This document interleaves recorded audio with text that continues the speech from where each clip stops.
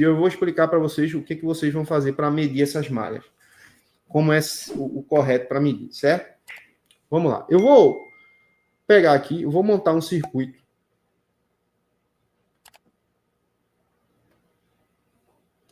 Eu vou montar esse circuito aqui. Beleza? Não sei se vai ficar bonito, mas vamos lá.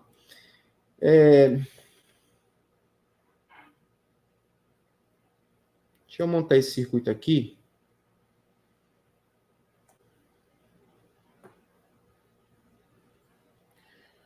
Colocar aqui uma carga. Isso aqui está representando uma carga aqui, um resistor, certo? Eu vou chamar ele de R1. Não, vou botar RC, resistor da carga. Esse RC aqui, vamos supor que ele seja a nossa CPU, certo? Então, vou colocar ele aqui como CPU. Aqui a gente tem a fonte de tensão, beleza? Que seria o PMIC, por exemplo. Para o cálculo não ficar muito baixo, eu vou colocar aqui como se esse PMIC liberasse, né, considere que seja um valor de 4 volts, mas para que o cálculo aqui não fique muito baixo, certo? Eu preciso colocar um valor maior. Eu vou colocar aqui 60 volts. E esse resistor aqui, vocês vão entender tudo agora do circuito e por que deve analisar da forma que eu vou ensinar para vocês. Vamos supor que a resistência da carga seja de 12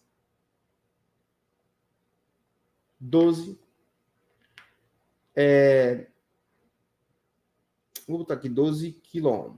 Vou botar igual eu botei na outra lá, no outro vídeo. 12 kΩ, certo? Notem que a escala aqui está em kΩ, certo? Que a resistência aqui, ó, está em kΩ. Aqui eu tenho 60 volts, certo? 60 volts, que representa a nossa carga. Baseado, galera, na lei de Ohm, que agora eu preciso falar disso aqui para vocês. Eu sei que tem gente que odeia isso, mas tem que entender baseado nisso. A lei de Ohm, que seria U é igual a R vezes I, certo? U, tensão.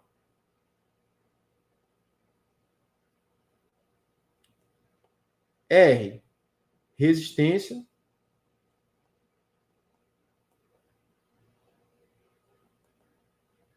E I, corrente.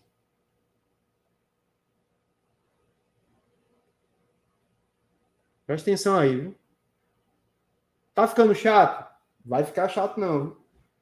Presta atenção aí que o conteúdo é forte. É só para quem quer evoluir, pessoal. Só para quem quer evoluir. Ah, quer aula? Quer receitinha de bolo? Aí tem um monte de cara aí que passa receitinha de bolo. Mas você não passa daquilo. Vamos lá. Baseado na lei de Ohm, vocês têm que entender uma coisa. Preste atenção que isso é importantíssimo para entender todos os circuitos da placa. Eu estou passando para vocês aqui que quando a gente estuda a lei de Ohm no ensino médio, a gente tem uma ideia de lei de Ohm. Quando a gente está trabalhando com eletrônica, certo? A gente vai entender a lei de Ohm de outro jeito.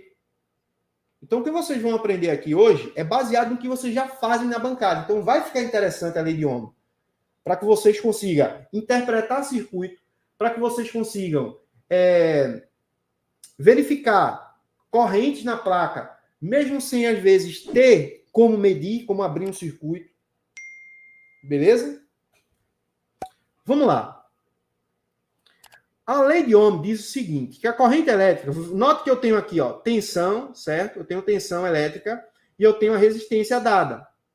Só que eu não tenho a corrente elétrica. Beleza? Eu preciso saber a corrente elétrica do circuito. Eu quero mostrar para você exatamente como é que funciona um setor de baixa resistência. Para você ver que não é a malha que é de baixa resistência. É outra coisa que faz a resistência ser baixa. Então, pegando aqui essa tensão e baseado na lei de Ohm, a lei de Ohm nos diz o seguinte, que a corrente elétrica, a relação entre a corrente elétrica, certo? Isso é para achar a corrente elétrica. O Alexandre ali já está se adiantando ali, né? Vamos lá. Baseado na lei de Ohm, a lei de Ohm diz o seguinte, né? A teoria da lei de Ohm diz o seguinte, que em relação a corrente elétrica e tensão elétrica, quanto maior a tensão, certo? Quanto maior for a tensão, maior vai ser a corrente elétrica, certo? Então, em relação à tensão elétrica e corrente elétrica, a relação é diretamente proporcional, ou seja, quanto maior a tensão, maior vai ser a corrente elétrica. Eles são diretamente proporcionais. Já em relação à corrente elétrica, quanto menor a resistência, né, maior vai ser a corrente elétrica. Vai ser o inverso da tensão. Na tensão elétrica, quanto maior for a tensão, mais tende a corrente elétrica a ser maior. Vê que bagulho louco. Vamos lá, vou falar do Buck aqui. Pô, mas, peraí. Se a lei de Ohm diz que eu tenho que ter tensão alta para eu ter corrente alta, presta atenção no circuito, isso é análise de circuito, beleza? Se a lei de Ohm diz que eu tenho que ter tensão alta para que eu tenha corrente alta,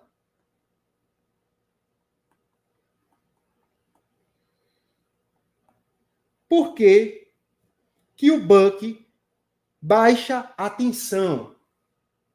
Já se pararam para perguntar isso? Isso aqui é eletrônica pura, pessoal, que eu estou explicando para vocês aqui. É só os loucos que aprendem isso aqui, que aplica na bancada e que tem resultado. Certo? É só os loucos. Então, tensão alta faz com que corrente tenda a elevar. Tensão baixa, quer dizer, resistência baixa, tende a fazer com que a corrente fique alta. Então, tensão, corrente, ou seja, resistência baixa, sinal de menos, corrente alta.